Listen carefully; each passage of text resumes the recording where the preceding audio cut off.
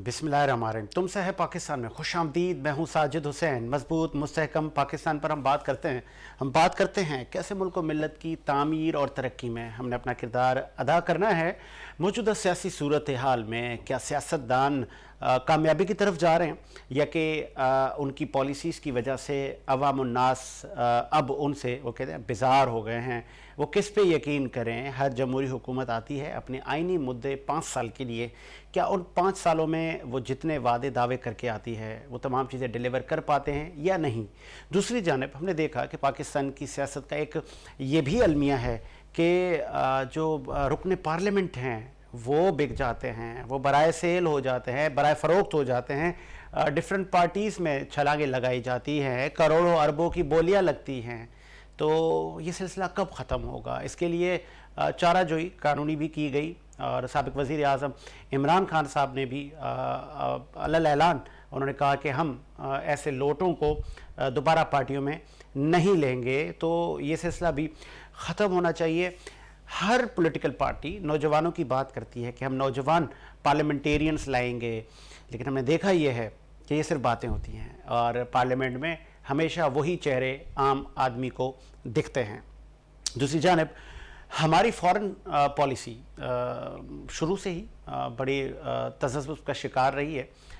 चाहे जुल्फ़िकार अली भुट्टो से लेकर आज तक आज़ाद खारजा पॉलिसी का ख्वाहां रहा है पाकिस्तान कि हमने बराबरी की सतह पर तमाम मुल्कों से ताल्लुकात रखने हैं। लेकिन क्या हमारी इस बराबरी को सामने वाली जो ममालिक हैं वो बराबरी नहीं समझते कि जब उनका दिल चाहता है हमारे ऊपर माटर गोले बरसाए जाते हैं। जी हाँ, मैं बात कर रहा हूँ हम जिनको गंदमें एक्सपोर्ट करते हैं, हम जिनकी माली मदद करते हैं अफ़गानिस्तान की, आए रोज़ आजकल वो गोले बरसा रहा है। क्या रॉ और भारत की शह पर फिर से ये पाकिस्तान में कार्रवाइयाँ की जा रही हैं? चाहे लाहौर में जब दहशतगर्दी हुई जोहर टाउन में, उसके भी ताने बाने सारे भारत से जाकर मिलते हैं। और ये कुछ नई बात नहीं है। पाकिस्तान को अपनी फ़ॉरेन पॉलिसी की जो सिमत है उस पर नज़रसानी करनी होगी। फिर वज़ीर ख़ारजा बिलावल भुट्टो ज़रदारी साहब ने कहा कि इतनी जल्दी हमें रूस ऑयल नहीं दे पाएगा। तो आज मुसद्दिक मलिक वफाकी वज़ीर उन्होंने कहा कि बिलावल साहब की जो स्टेटमेंट है मैं उनकी वजाहत देता हूँ कि बिल्कुल रशिया हमें पेट्रोल भी देगा, ऑयल भी देगा और हम डिस्काउंटेड रेट पर लेंगे जिससे पूरी दुनिया जिस रेट पर ले रही है, और हमारी ही रिफाइनरियाँ उनको रिफ़ाइन भी करेंगी और आम आवाम तक मुंतकिल भी करेंगी। और जनवरी में उन्होंने कहा है कि रशिया से वफूद भी आ रहा है जो कि हमें हमारी इस कौम को कहा जा रहा है कि हुकूमत कह रही है कि तवानाई के शोबे में डिस्काउंटेड रेट पे हम तमाम चीज़ें ले आएंगे। हुकूमत का ये ऊँट किस करट बैठेगा, इस पर भी हम बात करेंगे। और हम बात करेंगे कि पाकिस्तान की सियासत को अब किस सिमत जाना चाहिए। क्या पार्लिमानी निज़ाम पर ही चलना चाहिए या कि सदारती निज़ाम की गूंज जिस तरह हमने देखा कि कुछ अर्सा पहले थी, तो क्या आज फिर से वही होगी या कि अब वही तमाम सियासी पार्टियां अपने मंशूर पर ही इलेक्शन लड़ेंगी। स्टूडियो मेरे साथ मौजूद हैं। आपका तवील सियासी सफ़र है, कई अदवार आपने मुल्की सियासत के देखे हैं, आपका ताल्लुक़ इस वक्त पाकिस्तान तहरीक इंसाफ से है। आज हम उनसे बात करेंगे, खुल के बात करेंगे कि अगर कोई पार्टी का रहनुमा या कोई पार्टी पॉलिसी अगर गलत है तो बीइंग अ पार्टी वर्कर उसको कंडेम करना चाहिए, या कि काले को सफ़ेद और सफ़ेद को काला। मतलब आप समझ रहे होंगे कि चाहे हमारा चेयरमैन गलत ही क्यों ना जा रहा हो, लेकिन हम अपने इक़्तिदार के लिए, अपनी पार्लियामेंट के लिए, अपनी मिनिस्ट्री के लिए हम हर झूठ बेच रहे होते हैं। इस स्टूडियो मेरे साथ मौजूद हैं, आप कराची की मारूफ शख्सियत हैं, सलीम सचवानी साहब। आपका ताल्लुक़ पाकिस्तान तहरीक इंसाफ से है। बहुत शुक्रिया सलीम सचवानी साहब।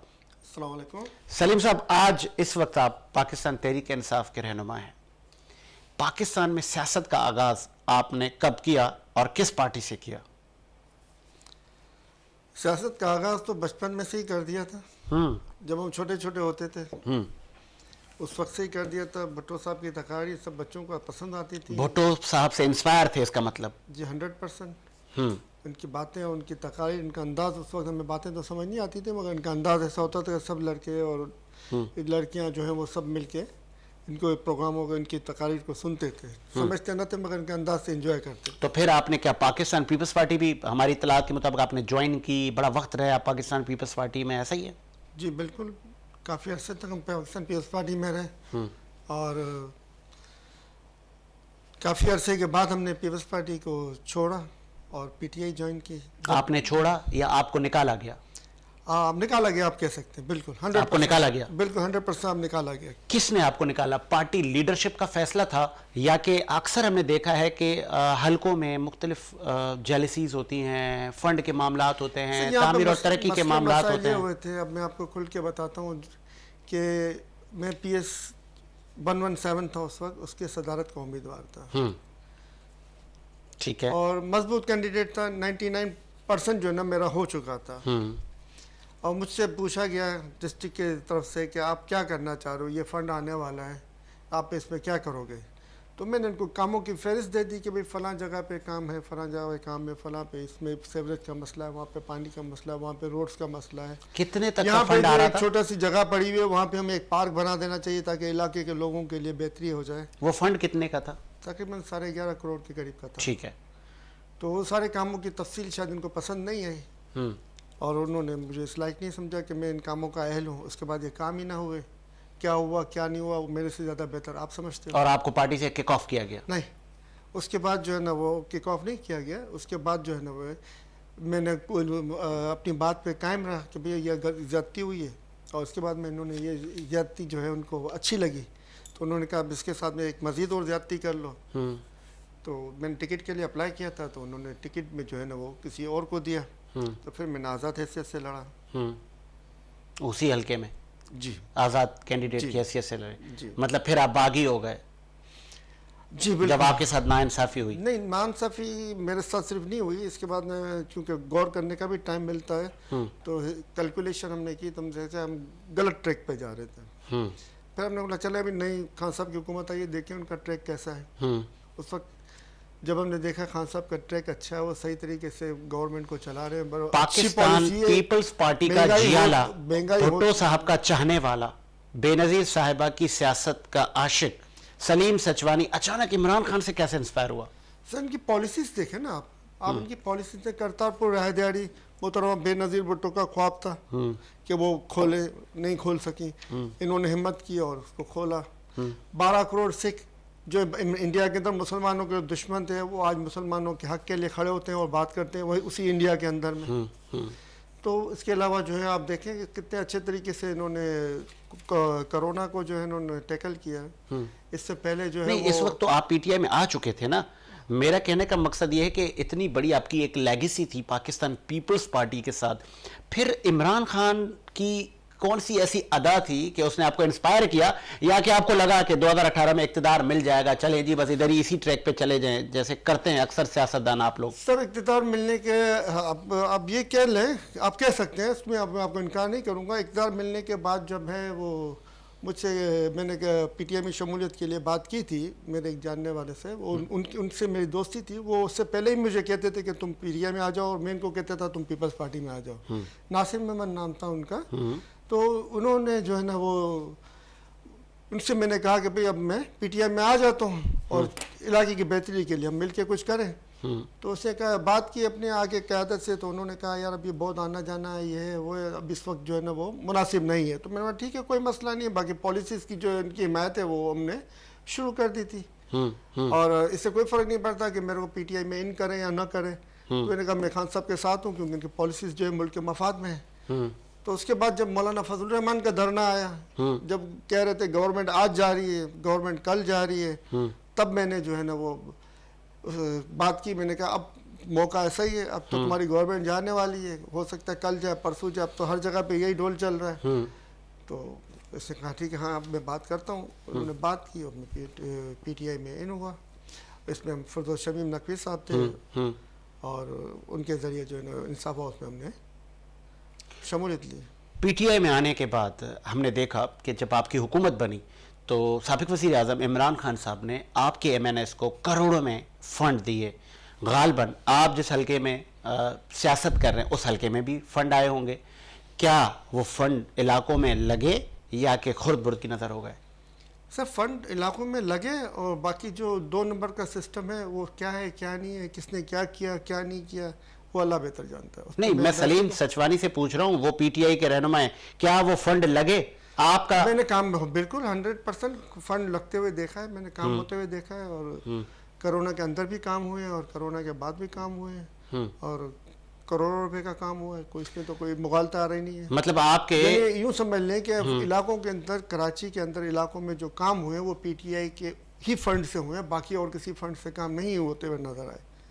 जो भी काम हुए हैं, जैसे भी हुए हैं, जिस तरीके से भी हुए, वो सिर्फ और सिर्फ खान साहब के दिए हुए फंड से ही काम हुए। इसके अलावा आप चले जाएं इलाकों के अंदर, आप देख लें, आपको पता पड़ जाएगी। हमारे ये ज़राए बताते हैं कि सिंध में आप लोगों के मुतादिद MPAs हैं, 13-14 आपके MNAs थे, यहाँ के लोगों ने आपको मैंडेट दिया, लेकिन जो कारकर्दगी आप लोगों ने सिंध में दिखानी थी, आपके MPAs ने, हाँ हालांकि वो अपोजिशन में थे, लेकिन जो बुलंद आवाज़ उठानी थी बीइंग अपोजिशन, वो आप उठाने में नाकाम रहे हैं। तस्लीम करते हैं सर, आपके सामने हैं, आवाज़ उठाते रहे हैं हमारे अपोजिशन लीडर, और आवाज़ उठाने का ही जुर्म है कि उनको दहशतगर्दी इनके साथ हो रही है, इनके ऊपर मुख्तलिफ मुकदमात कायम हो रहे हैं, इनको दबाने की कोशिश की जा रही है, इन्हें परेशान करने की कोशिश की जा रही है। मैं आलिम अदील शेख साहब की बात कर रहा हूँ, उससे पहले फुरदौस शमी नकवी साहब थे, उन्होंने भी अपनी आवाज़ बुलंद रखी हुई थी, वो भी डट के अपनी मौक़िफ़ पेश करते थे जो पसंद नहीं आता था। तो ये तो अपनी जगह वफाक पे है। में आप लोग पहली बार सियासत में आए, पहली बार आपकी पार्टी वफाक में आई और आपका वज़ीर आज़म मुंतखब हो गया जनाब इमरान खान साहब। कोई गलती ऐसी कि आज आपको लगे कि खान साहब को ये गलती या हमारी पार्टी पॉलिसीज़ में ये चीज़ ना होती तो आज हम 5 साल पूरे कर जाते? सर, हमें तो इससे गर्ज ही नहीं है ना 5 साल पूरे करें न करें। हम खान साहब के सिपाही हैं, हमें इससे गर्ज है कि मुल्क के मफाद में काम होने चाहिए। हम खान साहब को इससे गर्ज नहीं है, अगर ये खान साहब से बेहतर हुकूमत चला रहे तो खान साहब जी कभी ना कहते कि इलेक्शन कराओ, क्योंकि वो देख रहे हैं कि दिन ब दिन मुल्क डूबता जा रहा है।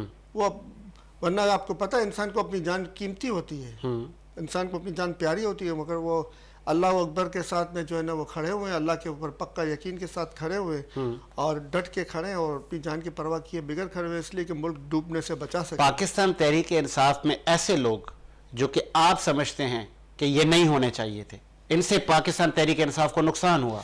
ऐसे हर जगह पे होते हैं, हर पार्टी में होते हैं, कहीं कम होते हैं, कहीं ज़्यादा होते हैं, इसमें तो कोई डाउट नहीं है। खान साहब की टीम सिलेक्शन में मामलात हुए, अगर वो टीम सही होती तो जो स्कैंडल आज आ रहे हैं या आज जहाँ पार्टी सस्टेन कर रही है यहाँ नहीं होती? स्कैंडल जो आ रहे हैं, जो नहीं आ रहे हैं, ये सब बेकार बातें हैं। अच्छा, स्कैंडल आ रहे हैं तो आप कोर्टों में ले जाएं, उस स्कैंडल को साबित करें और सजाएं दें।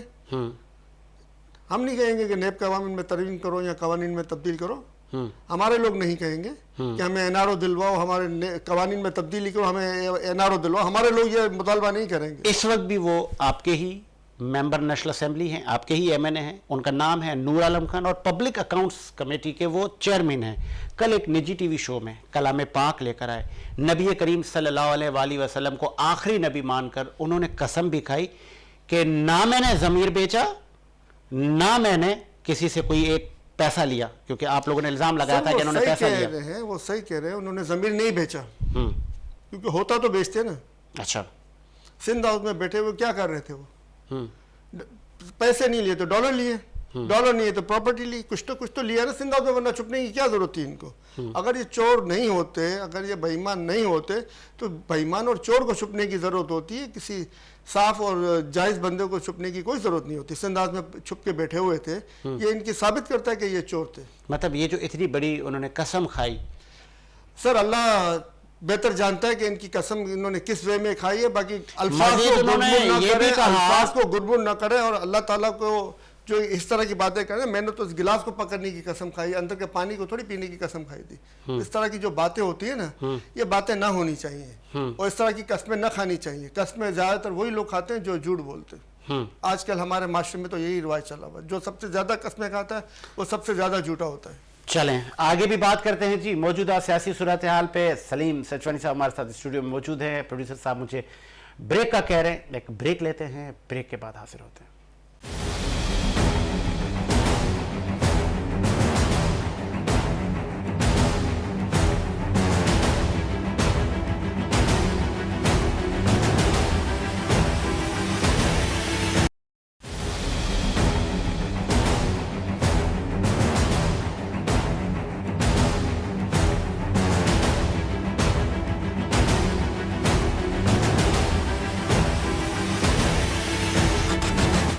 ब्रेक के बाद खुशामदीद। प्रोग्राम को मज़ीद आगे बढ़ाते हैं। माजी से हटकर अब आ जाते हैं हम मौजूदा सियासी सूरत हाल पे। सलीम सचवानी हमारे साथ मौजूद है। पाकिस्तान तहरीक इंसाफ में उनका सफ़र जारी है और बड़े वो कहते हैं ना कि खान साहब से मोहब्बत करने वाले रहनुमाओं में इनका शुमार होता है। सलीम सचवानी साहब, अब आ जाते हैं हम मौजूदा सियासी सूरत हाल पे। 6 माह गोइयाँ थी, मुख्तलिफ ज़राओं से हम तक भी खबरें आ रही थी कि खान साहब को पाकिस्तान की सियासत से माइनस करने के लिए काम किया जा रहा है। या ऐसा है या कि खान साहब ने खुद ऐसी स्टेटमेंट दे दी, खुद वो कहते हैं ना सारे पत्ते वक्त से पहले खेल गए कि अब वो घर बैठ गए। सर, आपने देखा है माइनस करने की बातें खान साहब ने नहीं कही हैं, खाली खान साहब को धमकियां दी गई हैं ये। अच्छा। और खुलेआम कहा जाता है कि हम नाहिल कर देंगे, खुलेआम उनके बयानात ऑन द रिकॉर्ड मौजूद हैं। मगर मैंने आपसे पहले भी अर्ज़ किया था एक दफ़ा कि ये बहुत बड़ा ब्लंडर होगा।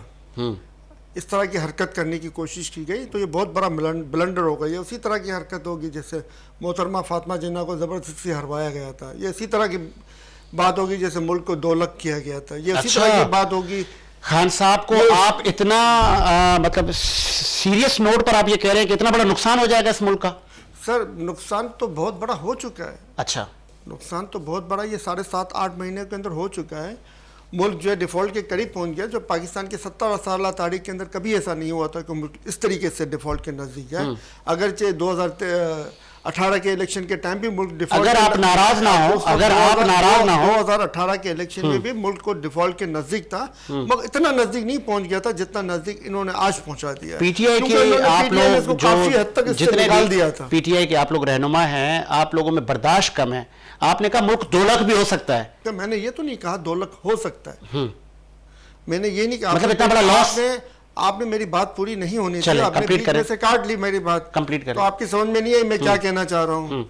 मैं ये कह रहा हूँ कि जैसे यहिया खान के टाइम के ऊपर मुल्क 2 लाख हुआ, जैसे जुल्फिकार अली भुट्टो को फांसी दी गई, ठीक है, जैसे मोहतरमा बेनज़ीर भुट्टो को शहीद किया गया, ठीक है, जैसे उसी ज़ियाउल-हक को जिसने जो है ना अमेरिकन पॉलिसी और उनके हामी जो इस्टेब्लिशमेंट के लोग थे इनकी हिमायत से भुट्टो साहब को फांसी दी, उसको कत्ल कर दिया गया तैयारे हादसे में।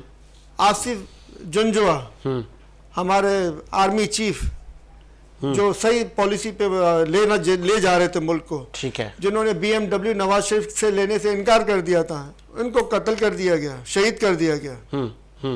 उसके बाद हमारे 2-3 और हादसा हुए जिसके अंदर हमारे बड़े बड़े जनरल शहीद हो गए। फिर हमारे एयर मार्शल मुसफ़ अली साहब जिन्होंने,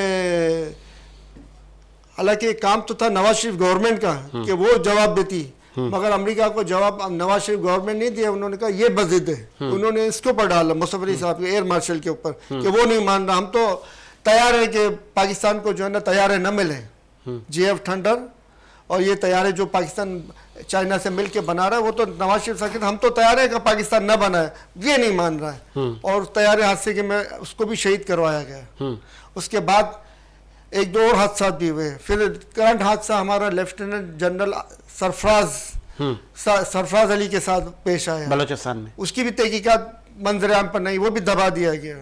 ये सारे वाक़यात दबाए जा रहे हैं। क्या खान साहब की जान को भी खतरा है? जनरल अरशद शरीफ, माजरत, हमारे मशहूर एंकर और सहाफ़ी अरशद शरीफ साहब जिन्होंने मुल्क की कई खिदमत अंजाम दी, जिन्होंने इन्वेस्टिगेटिव रिपोर्ट से करप्शन की कई कहानियां मंजर-ए-आम पर लाई, जिन्होंने बड़ी बड़ी कंपनियों के जो चोरियां हैं वो उन्होंने कौम के सामने रखी, बजाय उसके कि उन स्टोरीज से फ़ायदा उठाया जाता है, उनको ही शहीद कर दिया गया। बजाय आपकी बात साबिक वज़ीर आज़म इमरान खान साहब की, आपके कहने का मतलब उनकी जान को खतरा है? सर, इनकी जान को खतरा है, 100% है। आपके सामने इन पर कातलाना हमला किया गया, वो अल्लाह की रहमत से, और वो नौजवान जिसने कातलाना हमला करने वाले को पकड़ लिया, अगर वो न पकड़ता तो खान साहब को वो गोली आराम से मार सकता था, क्योंकि वो बिल्कुल नीचे और खान साहब उसके बिल्कुल सामने थे, तो वो आराम से वो निशाना बना सकता था। अल्लाह को खान साहब से काम लेना मकसूद है। तो इंशाल्लाह आप देखेंगे कि इनकी कोशिशें नाकाम, जब उन्होंने कातलाना हमले की कोशिशें इनकी नाकाम हुई तो उन्होंने नए ड्रामे सोचने शुरू कर दिए, किसी तरीके से खान साहब को -1 करें, चाहे वो उसी तरह के ब्लंडर करें जिस तरह के ब्लंडर तारीख में होते हुए आए। जो जिन सारे ब्लंडर्स का मैंने आपसे जिक्र किया है, ये इसके आगे भी हम जाएंगे तो उसके आगे भी बहुत से ब्लंडर मौजूद हैं, मगर अब मुल्क इन ब्लंडर्स का मुतमहल नहीं हो सकता। मुल्क तबाही के दहाने पे पहुंच चुका है और अवाम, अल्लाह ताला ने हमें इतना नवाजा हुआ है कि हम अपने आम सिपाही से लेकर आम मजदूर तक को हम खुशहाल जिंदगी दे सकते हैं। मैं आपको पढ़ के सुनाता हूँ कलाम पाक की वो आयत, जिससे ये साबित होता है कि अल्लाह ने हमें कितना नवाजा हुआ है। क्या तुमने नहीं देखा कि अल्लाह ने आसमान से पानी उतारा, फिर हमने इसके जरिए से रंग बरंग के फल उगाए और पहाड़ों में ऐसे टुकड़े हैं जो रंग बरंग के सफ़ेद, सुर्ख और काले सिया हैं। अब आप बताएं, हमारे पास पानी अल्लाह की रहमत से हर 3-4 साल में आता है, जो हम इसको अपनी रहमत का जरिया बनाने के बाद उसको हम अपनी रहमत का जरिया बना देते हैं। वो पानी जो अरबों डॉलर का हमें फायदा दे सकता है, वो अरबों डॉलर का हमें नुकसान दे के जा रहा होता है। पहाड़ माशाल्लाह से पूरा बलोचिस्तान पहाड़ी इलाकों से भरा हुआ है। हमारे पास सुबह खैबर पख्तूनख्वा में चले जाए, हमारे पास पहाड़ है। गिलगित बल्तिस्तान में चले जाए, वहां पे भी हमारे पास पहाड़ है। सिंध के अंदर भी कई मकामात पे पहाड़ मौजूद है। मुझे पंजाब का नहीं मालूम, मगर मुझे उम्मीद है वहां पे भी कई मकामात पे मौजूद हो। मैं आता हूँ ना सर जी, मैं आता हूँ इस तरफ जी। मैं मादनियात पे भी आता हूँ, मैं रिसोर्सेज पे आ रहा हूँ।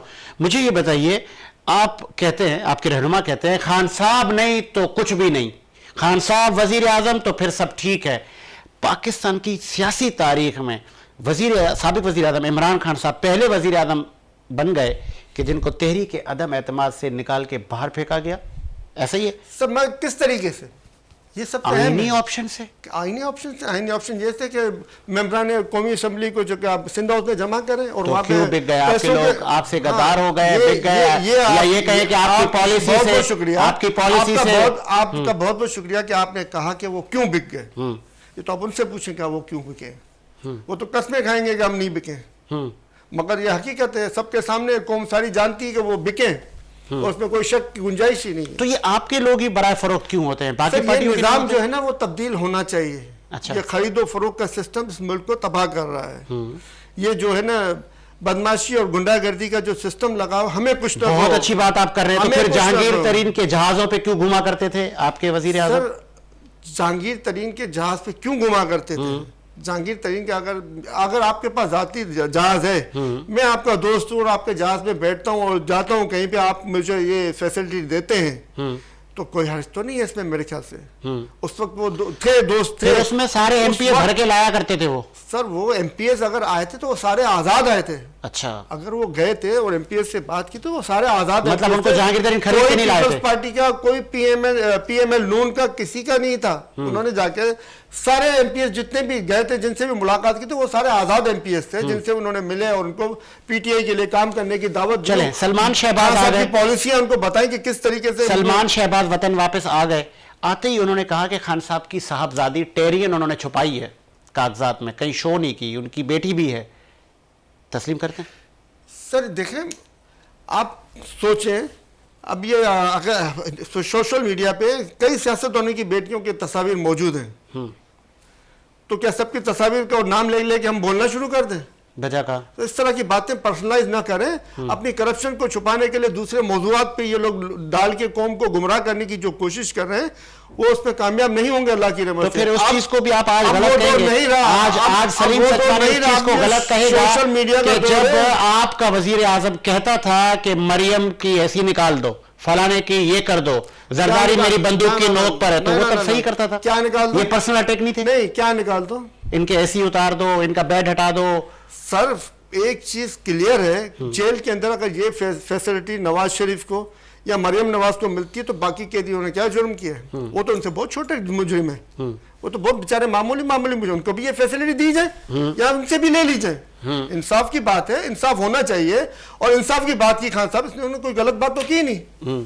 तो ये पर्सनल नहीं होते थे कि मैं जरदारी तुझे मेरी बंदूक की नोक पर है? हुए हैं जिन्होंने इनको ये फैसिलिटीज दी। उन्होंने कहा ये गरीब है, इसको फेंको किचरा कुंडी में, इसको फेंको 10 आदमियों के साथ, ये अमीर है, पैसे दे रहा है, इसको बिठाओ, एसी दो, कमरा दो, हर फैसिलिटीज दो। ये कौन सा जुल्म है भाई? जेल में जो जाता है उसके साथ यकसा सलूक होना चाहिए, चाहे वो प्राइम मिनिस्टर है, चाहे वो आम मजदूर है, एक यकसा सलूक होना चाहिए। इनको फैसिलिटी थोड़ी बहुत जो बनती है वो मिलनी चाहिए। जब आपकी मगर ये हुकूमत नहीं होना बनी थी- चाहिए कि एक को बहुत ज्यादा मिली हुई है, एक को बहुत कम मिली हुई है। जब आपको हुकूमत मिल गई थी और आपने हुकूमत बना ली थी, उस वक्त की ऑपोजिशन ने खान साहब को कहा था कि आप इलेक्टेड नहीं हैं, आप सिलेक्टेड हैं, आपको सिलेक्ट किया है एस्टैब्लिशमेंट ने, ठीक है, और इल्ज़ाम लगाया करती थी कि आप ऑर्डर आपके नहीं हैं, इख्तियारात आपके पास नहीं है, इख्तियारात पीछे से आते हैं।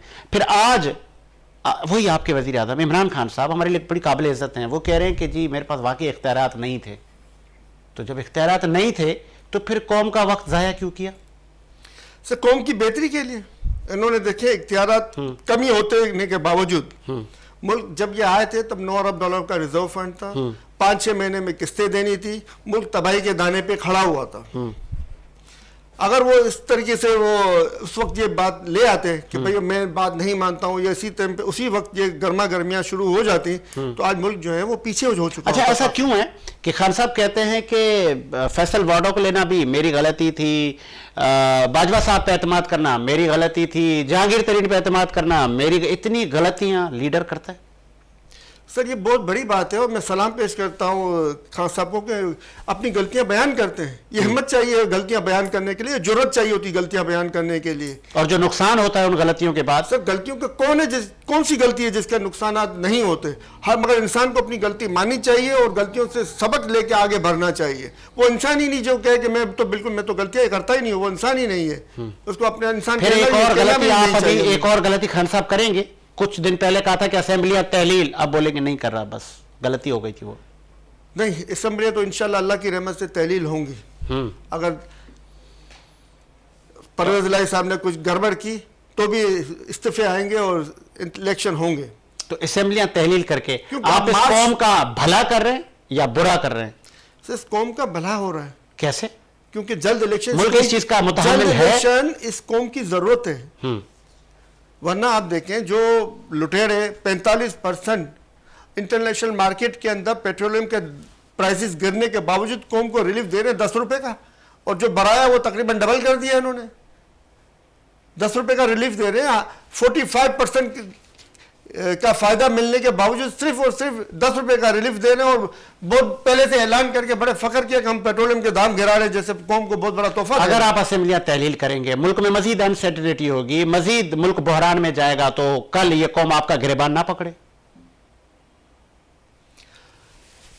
सर सवाल रिपीट करें, मैं आपके सवाल नहीं समझा। अगर आप असेंबलियां तहलील कर देते हैं, मुल्क में फिर से अनारकी होगी, मुल्क में फिर अनसर्टेनिटी होगी। पहले ही मुल्क इकोनॉमिक क्राइसिस से गुजर रहा है, महंगाई से गुजर रहा है। आप लोग मुल्क की बड़ी पार्टी है, अगर आप भी फिर असेंबलियां तमाम सूबाई डिसॉल्व करके सड़कों पर आ जाते हैं या घरों में बैठ जाते हैं, सिस्टम मफलूज करते हैं, तो कौम आपका गिरबान नहीं पकड़ेगी। पे तो आपको पता है कि हम 8 महीने से आए हुए हैं, मगर एक गुलदस्ता तो नहीं ये कौम का भला कर रहे हैं आप लोग। एक गुलदस्ता नहीं तोड़ा। अच्छा। एक गाड़ी को हमने तो इससे हासिल वसूल क्या है आपको? क्या अच्छा हो कि आप पार्लियामेंट में बैठे? सर पार्लियामेंट के अंदर अगर ये चोर लुटेरे अगर कुछ बेहतरी लाते ये 6-7 महीनों में, तो हो सकता है खान साहब वापस भी चले जाते। इन्होंने तो मुल्क को डुबोने वाले इकदाम किए हैं। हमारे जराए ये कह रहे हैं कि खान साहब वापस बैठ जाएंगे इनके साथ। सर आपके जराए कह रहे हैं तो आप अपने जराए से पूछे ना, मेरे से क्यों पूछ रहे हैं? तो बैठ जाएंगे इसका मतलब? नहीं, मैं कैसे कह सकता हूँ? तो आप या तो मना कर दें, जराए कह रहे हैं, आप अपने तो जराए आप से मना कर पूछें। दें, आप कंफर्म कर देना हमारे जराए को। नहीं जा रहे हैं, नहीं जा रहे, नहीं बिल्कुल। और असेंबली तहलील कर रहे हैं। हाँ, एक सूरत है जाने की। अच्छा, कि वो इलेक्शन की तारीख का अनाउंस करें, कहें कि हाँ भैया पार्लियामेंट में आए, हम इलेक्शन की तारीख का अनाउंस, इसका एग्रीमेंट करें, तो शायद हो सकता है खान साहब मान जाए कि भाई ठीक है पार्लियामेंट में आते हैं, आप पार्लियामेंट के अंदर हम बैठते हैं, पार्लियामेंट के अंदर आपने अलग बात है। मुझे जवाब नहीं दिया। मुमकिन है कौम अगेन सुनना चाह रही हो। अगर असेंबलियां तहलील होती हैं तो मुल्क में मजीद अनारकी होगी, तो कौम आपका कल गिरबान पकड़ेगी कि आप लोग 66% सीटें तहलील होने के बाद भी अगर ये बेगैरत इलेक्शन कमीशन इंतखाबात के लिए बात नहीं करता, जनरल इलेक्शन के लिए बात नहीं करता, तो मुल्क का दुश्मन वो हैं जो सामने बैठे हुए हैं, वो नहीं है जो अपनी सीटें तक छोड़ने के लिए तैयार हैं, जो अपनी मराद तक छोड़ने के लिए तैयार हैं, जो अपनी तमाम आयसाशें छोड़ने के लिए तैयार हैं। वो नहीं है, वो है जो मुल्क को लूटना चाहते हैं और बैठे हुए कि हर सूरत में हमें चिपक के रहना है, चाहे मुल्क डूबता है तो डूबे, चाहे मुल्क का खाना खराब हो रहा तो हो। मगर आपको याद होगा आपको याद होगा उस वक्त के डीजी आईएसपीआर आसिफ गफूर और 8 एस्टैब्लिशमेंट महीने में पहले हमें मीडिया 8 महीने पहले रशिया से पेट्रोलियम की बात खान साहब ने की थी, जिसके ऊपर रिजीम चेंज हुआ। आज ये रशिया के पीछे मिन्नतें करते फिरने कि हमें दिया जाए, हमें दिया जाए, हमें दिया जाए। क्रेडिट आप लोग ले रहे हैं इस चीज का? सर क्रेडिट आज मुल्क को तबाह कर दिया उन्होंने न लेके, आप कह रहे हैं क्रेडिट ले रहे हैं? उन्होंने डिले करके मुल्क को तबाही के दहाने पे लाके खड़ा कर दिया है, आप कह रहे हैं कि ले रहे। उनको चाहिए था उसी वक्त लिया जाता, उसी वक्त कारखानेदारों को सस्ती बिजली दी जाती तो मजीद हमारी एक्सपोर्ट बढ़ती। अगर इनकी नीयत होती कुछ करने की, ये तो गुलाम है, ये तो गुलाम है। ये तो मानते हैं इंटरनेशनल फराडियों की बात, इंटरनेशनल यहूद और नसारा की बात मानने वाले लोग हैं। ये इनको मुल्क की तो कोई नहीं पड़ी, उनके पैसे सारे यहूद और नसारा के बैंकों में पड़े हुए हैं। ये उसी की धमकी दे के रिजीम चेंज करवाया गया है। तो ये यहूद और नसारा आप जिनको कह रहे हैं ये इस वक्त के हुक्मरान हैं, और अगर खान साहब इनके साथ कल बैठ गए, इनके इत्तेहादी हो गए, तो फिर आप क्या करेंगे कि खान साहब ने सही किया? सर बात ये नहीं होती है कि आप किसके साथ बैठे हैं, बात ये होती है कि आप क्या कर रहे हैं। आप बैठे हुए हैं, अब मैं आके आपके पास बैठ जाता हूँ, मेरे साथ में आपके साथ में 4-5 और बैठ जाते हैं। अब इसमें से कौन चोर है, कौन डकैत है, कौन क्या करना चाह रहा है, वो आपको मेरे को नहीं पता। चले आगे बढ़ते ना। पाकिस्तान तहरीक इंसाफ आई 4.25 साल हुकूमत करके गई इस मुल्क में, क्या कुछ अवाम को देकर गई ये बता दे। खान साहब ने सिर्फ ख्वाब दिखाया इस कौम को कि यहाँ पे बाहर के लोग कमाने भी आएंगे, वजीर आजम साइकिलों पे घूमेंगे, प्रोटोकॉल खत्म, गवर्नर हाउस में यूनिवर्सिटियां बन जाएंगी, गरीबों को लो कॉस्ट हाउसिंग के घर मिलना शुरू होंगे। क्या ये सब हो गया? सर आपकी बात सही है कि ये सब ना हुआ, मगर इसके जिम्मेदार खान साहब नहीं है। फिर कौन है इसके जिम्मेदार? हमारा ये बेहुदा सिस्टम है। तो सिस्टम को सही आप लोग करने आए थे, सिस्टम आप लोग माने कि हमारे तिलों में तेल नहीं थे, हम सही नहीं कर पाए। सिस्टम अगर खान साहब को 2 थे अक्सरियत मिलती तो वो सिस्टम को बहुत कुछ बेहतर कर लेते। और इंशाल्लाह आप देखेंगे, अगर फिर 2 था, इंशाल्लाह आप देखेंगे इस बार 2 एक्सिस के साथ खान साहब आते हैं और सिस्टम में कैसी कैसी तब्दीलियां होती हैं, और इंशाल्लाह मुल्क की बेहतरी की तरफ गामजन होगा। चले आगे बढ़ते हैं। आपने देखा कि कुछ दिन से अफगानिस्तान से गोलाबारी हो रही है, भारत इधर दहशतगर्दी करता है। हमने बड़ी मुश्किल से दहशतगर्दी से जान छुड़ाई, हज़ारों हमारी शहादतें हैं, अरबों रुपए की इन्वेस्टमेंट हमारी गई है। बड़ा मतलब एक इस कौम ने बेगुनाह हमारे आम शहरी मरे हैं खुद कुछ धमाकों में, आज फिर वहाँ से मार्टर गोले बरसाए जा रहे हैं। क्या हुकूमत की ये नाकामी है? सर ये हमारे जो इंटरनेशनल इस्टेब्लिशमेंट है और हमारी जो लोकल इस्टेब्लिशमेंट है ना, जिन्होंने जंगों को कमाई का जरिया बनाया हुआ है। जनरल ज़िया के टाइम से हम जंगों के अंदर घुसे हैं और आज तक हम उसका खमियाजा भुगत रहे हैं। तो फिर अमेरिका की जंग हमने नहीं लड़ी ना, मुशर्रफ साहब ने मिस्टेक की 100%, है ना। बिल्कुल। तो फिर आज जब हमारे पड़ोस में हमारे पड़ोसी अफगानिस्तान के बाशिंदे तालिबान हमारी जो वहां पे बाढ़ है वो काट काट के लेकर जा रहे हैं, हम पे गोले बरसाए जा रहे हैं, तो उनको रोकना किसका काम है? सिक्योरिटी इदारों का काम है, हुकूमत का काम है कि वो ऑर्डर करे इनको कि भाई जो बाढ़ को हाथ लगाता है शूट हिम। क्यों? कैसे कोई हमारी बाढ़ को हाथ लगाएगा? कैसे कोई काट के लेके जाएगा? क्या हम लोग चूल्हे पहन के रखी हुई है हमारी बाढ़ को काट के लेके जाए? इत्तेहाद बैनुल मुस्लिमीन हम सब साथ हैं, ईरान अफगानिस्तान, वो इत्तेहादुल बैनुल मुस्लिमीन आप अपनी जगह पे 100% सही है, मगर इत्तेहादुल बैनुल मुस्लिम के बीच में जो घुसे हुए गंदे अंडे जो इस तरह की हरकतें कर रहे हैं, जो इत्तेहादुल बैनुल मुस्लिम को तोड़ना चाहते हैं, नुकसान पहुंचा रहे हैं, उनके साथ कोई लीनियंसी नहीं होनी चाहिए, उनके साथ कोई रियायत नहीं होनी चाहिए। अफगानिस्तान से दहशतगर्दी होती रही है, बाहर का जो थोड़ा बहुत काम रह गया है उसको भी मुकम्मल होना चाहिए, और जो तोड़ने की कोशिश करता है उसको मुंह तोड़ जवाब मिलना चाहिए, मुंह तोड़ जवाब मिलना चाहिए। लास्ट में मुझे ये बताइए, सिंध में सैलाब तो ऐसे पूरे पाकिस्तान में आया, केपीके में भी बड़ी बड़ी इमारतें गिर गई, सिंध में सारे रिकॉर्ड टूट गए ना। अभी तक कई इजला में पानी मौजूद है। वज़ीर आज़म शहबाज शरीफ साहब से लोगों ने शिकवे किए। खान साहब ने भी बड़ी टेलीथॉन की थी कि मैं सैलाब मुतासरीन को पैसे दूंगा। कब दिए, किसको दिए सर बताएं? सिंध हुकूमत से तो हम पूछते ही है ना, आप लोगों ने क्या किया? सर देखिए, सिंध के अंदर हमारी गवर्नमेंट नहीं है, मगर सिंध के अंदर हमारी तरफ से पार्टी की तरफ से बहुत काम हुआ है, और जो है वो लोगों में तकसीम किए गए, राशन तकसीम किए गए हैं, खुराक तकसीम की गई है, और जो हो सका है वो सिंध में किया गया है। बाकी पंजाब के अंदर क्या हुआ है, क्या किया है, किसने किया है, ये मेरे हमारे ज़राए का कहना है साबिक वज़ीर आज़म इमरान खान साहब बहुत जल्द सिंध के दौरे में आ रहे हैं और बहुत सारी शख्सियात PTI में शामिल होने जा रही हैं। सर वो सिंध के दौरे पर आएंगे और तो जाहिर सी बात है बहुत सी शख्सियात जो हैं वो सिंध गवर्नमेंट से नाला हैं, वो शमूलियत भी इख्तियार करेंगे इंशाल्लाह, और सिंध की बेहतरी के लिए काम होना चाहिए और होगा इंशाल्लाह। ठीक है, लास्ट मुझे ये बताइए, पार्लिमानी निज़ाम के तहत ये मुल्क चल रहा है और इसी पार्लियामेंट और जमहूरियत के लिए बहुत सारे हमारी लीडरशिप ने कुर्बानियाँ दी हैं, लेकिन आपको याद होगा जब आपकी हुकूमत थी, जमागोइयाँ थी इस पूरे मुल्क में कि खान साहब असेंबलियाँ तोड़ के सदारती निज़ाम लाने वाले हैं, ऐसा था?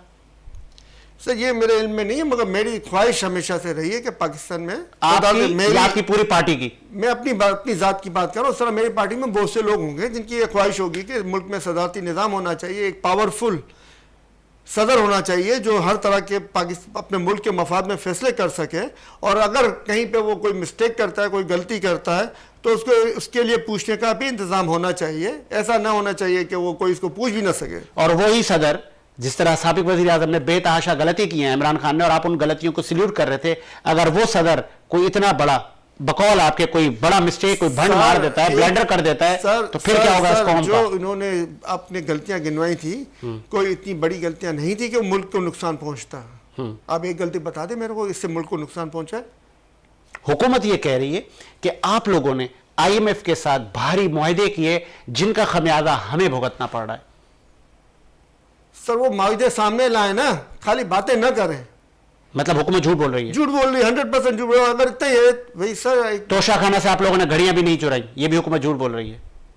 सर चोरी तो हुई नहीं है ना, ऑन द रिकॉर्ड मौजूद है, पेमेंट हुई है, कानून के मुताबिक पेमेंट हुई है। नहीं, रसीदें हैं सर, ट्रांजैक्शन नहीं है, पेमेंट हुई है ना, मतलब हाथ की बनाई हुई। सर पेमेंट हुई है ना तोशाखाने में, वहां से लेने के बाद बेचा गया है ना, तो उसको तो अंदर रिकॉर्ड मुझे चोरी बोलना बेवकूफी वाली बात है। जो आए दिन मुबैयना ऑडियोज आ रही हैं, आए दिन मुबैयना ऑडियोज आ रही हैं साबिक सर, ये सिर्फ और सिर्फ मुल्क को जो तबाही की तरफ जा रहा है उस पर से तवज्जो हटाने के लिए आए दिन नित नए ड्रामे किए जा रहे हैं, नित नई बातें की जा रही हैं, नित नए शोशे छोड़े जा रहे हैं, ताकि लोग शोशों में उलझे रहें और लोग इस तरफ तवज्जो ना दें जिस तरफ इस वक्त मुल्क को ले जाएगा। लोगों की तवज्जो महंगाई के ऊपर से हट जाए, जिस तरीके से महंगाई इन्होंने बढ़ा दी है।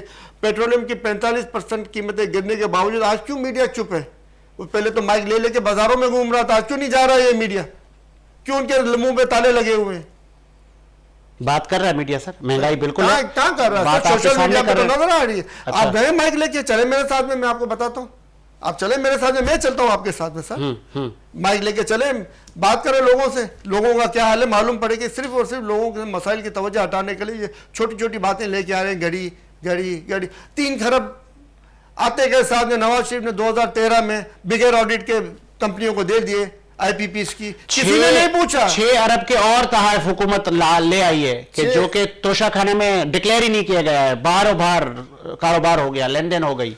सर ये सिर्फ और सिर्फ झूठ पे मबनी बेहुदा बातें, झूठ पे मबनी बेहुदा बातें, और सिर्फ अपनी नाहली निकम्मापनी को छुपाने के लिए उल्टी सीधी बातें की जा रही हैं।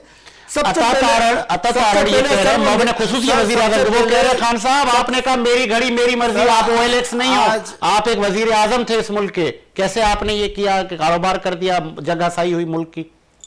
कौन कह रहा सर? माविन खुसूसी वजीर आजम अता नून लीगी ना जी। सर अभी उनकी बात ना करें, उनकी क्या क्या बातें असेंबली के अंदर, ये क्या क्या करते रहे, हाथों के क्या क्या इशारा देकर, उनमें तमीज तो है नहीं, उनकी बातों का हम क्या जवाब दें? उसकी बातों को जवाब नहीं दे सकते क्योंकि वो अव्वल दर्जे के झूठे हैं।